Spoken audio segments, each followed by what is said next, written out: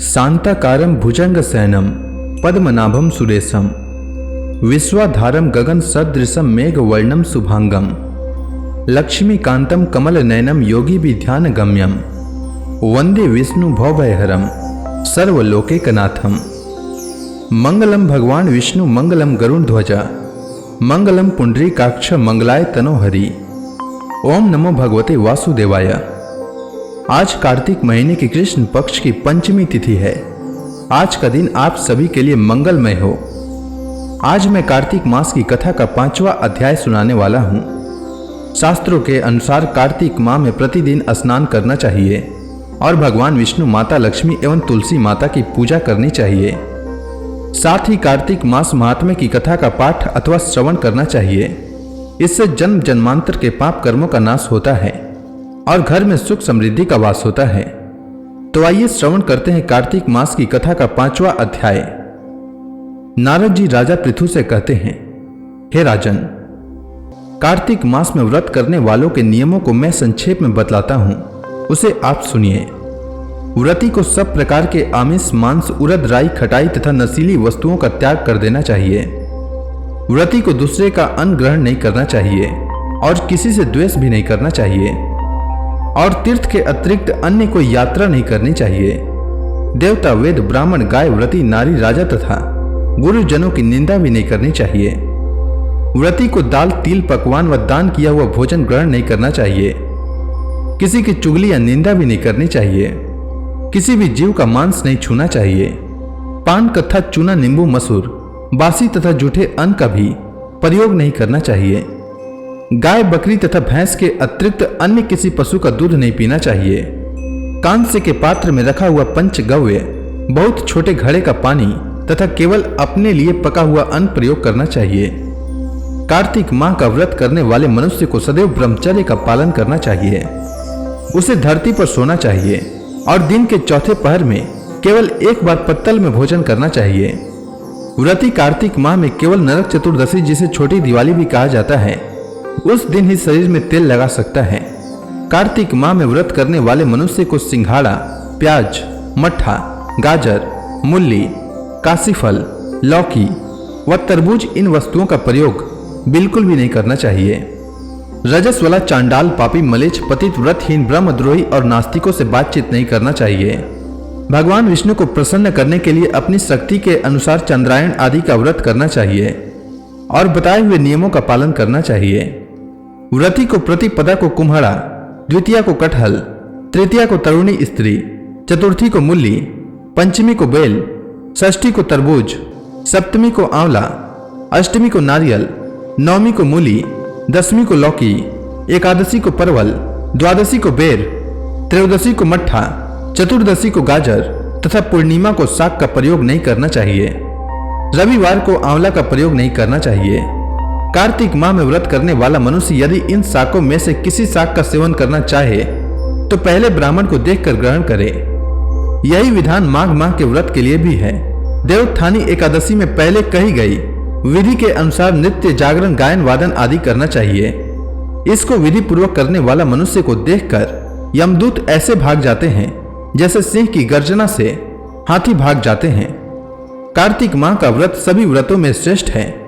इसके अतिरिक्त जितने भी व्रत यज्ञ हैं वह 1000 की संख्या में किए जाने पर भी इसकी तुलना नहीं कर सकते, क्योंकि यज्ञ करने वाले मनुष्य को सीधा वैकुंठ की प्राप्ति होती है। जिस प्रकार राजा की रक्षा उसके अंग रक्षक करते हैं, उसी प्रकार कार्तिक माह का व्रत करने वाले की रक्षा भगवान विष्णु की आज्ञा से इंद्र आदि देवता करते हैं। व्रती मनुष्य जहां कहीं भी रहता है वहीं पर उसकी पूजा होती है, उसका यश फैलता है।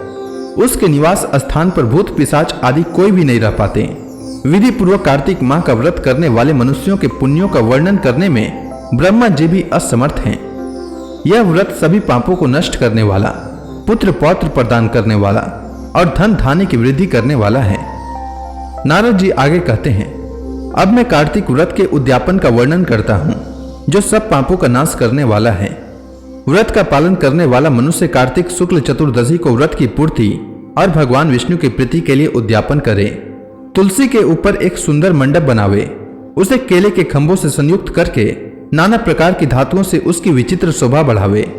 मंडप के चारों ओर दीपकों की श्रेणी सुंदर ढंग से सजाकर रखे। उस मंडप में सुंदर बंधनवारों से सुशोभित 4 दरवाजे बनावे और उन्हें फूलों से तथा चंवर से सुसज्जित करे। द्वारों पर पृथक पृथक मिट्टी के द्वारपाल बनाकर उनकी पूजा करे। उनके नाम इस प्रकार है: जय, विजय, चंड, प्रचंड, नंद, सुनंद, कुमुद और कुमदाक्ष। उन्हें चारों दरवाजों पर 2-2 के क्रम से स्थापित कर भक्ति पूर्वक पूजन करें। तुलसी की जड़ के समीप चारों रंगों से सुशोभित सर्वतोभद्र मंडल बनावे और उसके ऊपर पूर्ण पत्र तथा पंच रत्न से संयुक्त कलश की स्थापना करें। कलश के ऊपर शंख चक्र गदाधारी भगवान विष्णु का पूजन करें। भक्ति पूर्वक उस तिथि में उपवास करें तथा रात्रि में गीत वाद्य कीर्तन आदि मंगलमय आयोजनों के साथ जागरण करें। जो भगवान विष्णु के लिए जागरण करते समय भक्ति पूर्वक भगवत संबंधी पदों का गान करते हैं, वे सैकड़ों जन्मों की पाप राशि से मुक्त हो जाते हैं। जो मनुष्य भगवान के निमित्त जागरण करके रात्रि भर भगवान का कीर्तन करते हैं, उनको असंख्य गोदान का फल मिलता है। जो मनुष्य भगवान की मूर्ति के सामने नृत्य गान करते हैं, उनके अनेक जन्मों के एकत्रित पाप नष्ट हो जाते हैं। जो भगवान के सन्मुख बैठकर कीर्तन करते हैं और बंसी आदि बजाकर भगवत भक्तों को प्रसन्न करते हैं तथा भक्ति से रात्रि भर जागरण करते हैं, उन्हें करोड़ों तीर्थ करने का फल मिलता है। उसके बाद पूर्णमासी को एक सपत्नीक ब्राह्मण को निमंत्रित करें। प्रातःकाल स्नान और देव पूजन करके वेदी पर अग्नि की स्थापना करें और भगवान की प्रीति के लिए तिल और खीर की आहुति दें। होम की शेष विधि पूरी करके भक्ति पूर्वक ब्राह्मणों का पूजन करें। उन्हें यथाशक्ति दक्षिणा दें। फिर उनसे इस प्रकार क्षमा प्रार्थना करें: आप सब लोगों की अनुकंपा से मुझ पर भगवान सदैव प्रसन्न रहें। इस व्रत को करने से मेरे 7 जन्मों के किए हुए पाप नष्ट हो जाएं और मेरी संतान चिरंजीवी हो। इस पूजा के द्वारा मेरी सभी मनोकामनाएं पूर्ण हो। मेरी मृत्यु के पश्चात मुझे अतिशय दुर्लभ विष्णु लोक की प्राप्ति हो। पूजा की समस्त वस्तुओं के साथ गाय भी गुरु को दान में दें। उसके पश्चात घर वालों और मित्रों के साथ स्वयं भोजन करें। भगवान द्वादशी तिथि को शयन से उठें। त्रयोदशी को देवताओं से मिले और चतुर्दशी को सबने उनका दर्शन एवं पूजन किया। इसलिए उस तिथि में भगवान की पूजा करनी चाहिए।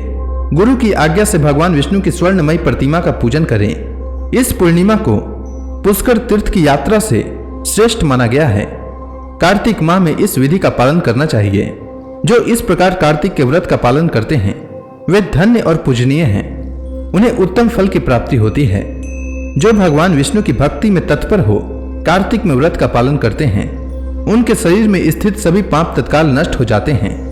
जो श्रद्धापूर्वक कार्तिक के उद्यापन का महात्म्य सुनता या सुनाता है, वह भगवान विष्णु का सायुज्य प्राप्त करता है। तो इसी के साथ कार्तिक मास महात्म्य की कथा का 5वां अध्याय पूर्ण हुआ।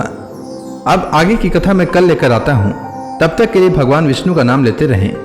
तो प्रेम से बोलिए विष्णु भगवान की जय, श्री कृष्ण भगवान की जय, तुलसी माता की जय, लक्ष्मी माता की जय, समस्त देवी देवताओं की जय।